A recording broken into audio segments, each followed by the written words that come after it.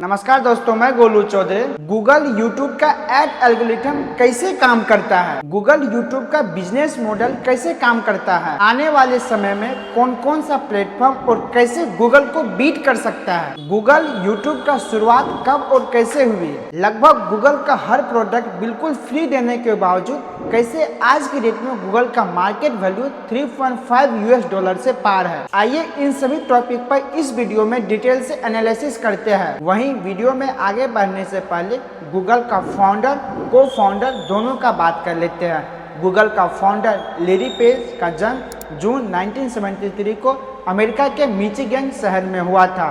उनके माता पिता दोनों स्टेट्स यूनिवर्सिटी के कंप्यूटर साइंस प्रोफेसर थे।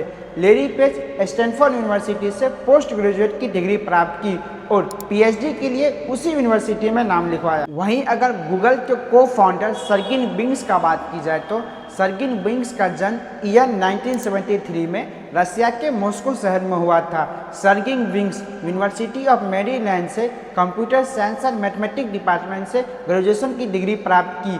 उसके बाद हायर एजुकेशन के लिए स्टैनफोर्ड यूनिवर्सिटी में एडमिशन कराते हैं और यही वो टाइम है जब लैरी पेज और सर्गेई ब्रिन दोनों का पहली मुलाकात हुआ। पीएचडी में दोनों ने अपना टॉपिक चुना वर्ल्ड वाइड वेब। उसके बाद एक ऐसा एल्गोरिथम के खोज पे लग गए जिसमें लगभग दुनिया की सारी चीज़ कवर हो। फाइनली 4 साल की कड़ी मेहनत के बाद सितंबर 1996 में एक ऐसा एल्गोरिथम का खोज कर लिया जिसका नाम रखा गूगल। वैसे तो सिर्फ गूगल शब्द का कोई मीनिंग नहीं होता है, लेकिन गूगल शब्द से इंस्पायर है। जिस तरह 1 पे अगर 1 जीरो होता है तो उसे 10 कहा जाता है, 1 पे अगर 2 जीरो होता है तो उसे 100 कहा जाता है, 1 पे 3 जीरो होता है तो उसे 1000 कहा जाता है। इसी तरह अगर 1 पे 100 जीरो है उसे गूगल कहा जाता है। गूगल इसी चीज़ को दर्शाने के लिए किया गया है, मेरे पास 1 पर 100 जीरो जितना इन्फॉर्मेशन है, यानी कि इन्फानाइट इन्फॉर्मेशन। गूगल पे पर डे 16.4 बिलियन सर्च किए जाते हैं। ये आंकड़ा इतना है, लगभग दुनिया में हर इंसान एक बार कम से कम जरूर गूगल पे सर्च करता है। लेकिन इंटरेस्टिंग बात यह है, गूगल पे सर्च करना बिल्कुल फ्री है। सर्च ही नहीं बल्कि गूगल का मैक्सिमम प्रोडक्ट, चाहे वो Gmail, Google map, YouTube, basic level पर फ्री है। इतना कुछ फ्री में देने के बावजूद भी आज की डेट में गूगल का मार्केट वैल्यू 3.5 US$ है। इंटरनेट की सबसे फेमस दुनिया गूगल का आज बिजनेस मॉडल को समझते हैं।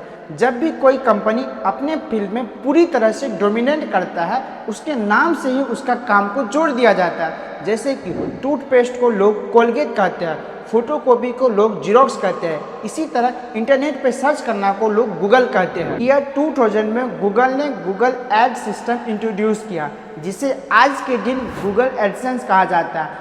आज के दिन भी गूगल का मेन इनकम सोर्स वही पुराना गूगल एडसेंस बना हुआ है। सबसे ज़्यादा रुपया गूगल एडसेंस से ही होता है। ईयर 2022 का टोटल गूगल का इनकम आपके साथ शेयर करता हूँ। टोटल इनकम हुआ था 280 US बिलियन, जिसमें से 58% यानी कि 162 बिलियन सिर्फ और सिर्फ गूगल सर्च एड से आया था। 10% यानी कि लगभग 30 बिलियन US$ सिर्फ और सिर्फ प्ले स्टोर से आया था। 11% यानी कि 30 बिलियन US$ सिर्फ और सिर्फ यूट्यूब एड से आया था। रेस्ट ऑल जितना भी था गूगल प्रोडक्ट्स और गूगल नेटवर्क से आया था। अब आगे बढ़ने से पहले गूगल का यूट्यूब को समझ लेते हैं। पहले ये समझ लेते हैं यूट्यूब कितनी बड़ी चीज़ है।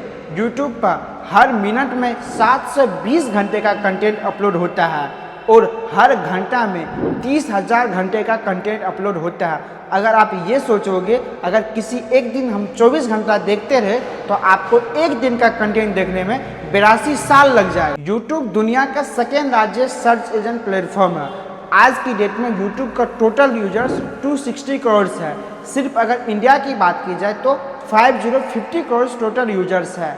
अब समझ लेते हैं यूट्यूब की शुरुआत कैसे हुई थी। यूट्यूब को गूगल ने शुरुआत नहीं किया था। ईयर 2005 में जावेद करीम और उनके 2 दोस्त ने यूट्यूब की शुरुआत। यूट्यूब के लॉन्च होने के कुछ ही दिन बाद यूट्यूब का टोटल यूजर्स हो गया 30,000। उसके बाद यूट्यूब को सही से चलाने के लिए ज़रूरत था सर्वर्स का, इक्विपमेंट का, लेकिन इन तीनों दोस्त के पास इतना रुपया था नहीं। ओवरऑल कहा जाए तो इनसे यूट्यूब संभल नहीं रहा था। इसी के कम्पीट में गूगल ने अपना खुद का लॉन्च किया गूगल वीडियो, लेकिन वो मार्केट में चला नहीं।